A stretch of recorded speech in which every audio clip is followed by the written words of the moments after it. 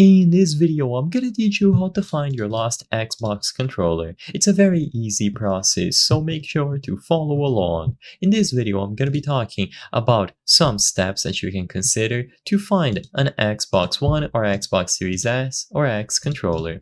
Now, something that I want to make extremely clear is that sadly, there is no easy way to find it. Because the controllers do not have the hardware needed to find your controller, you will have to search for them manually.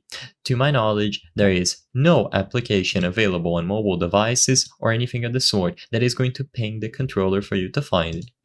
So first, the steps that I would recommend: retrace your steps. Think carefully. Where were you last using the controller? Was it in a specific room, near a piece of furniture, or in a particular game? By going over to that location and checking thoroughly, you will be able to look through all the potential locations, even underneath cushions, underneath furniture, behind curtains, or in unexpected places. Remember to use a flashlight or a phone light to illuminate dark areas, and always try to find it in unexpected locations, and ask for help if you have other people or friends over.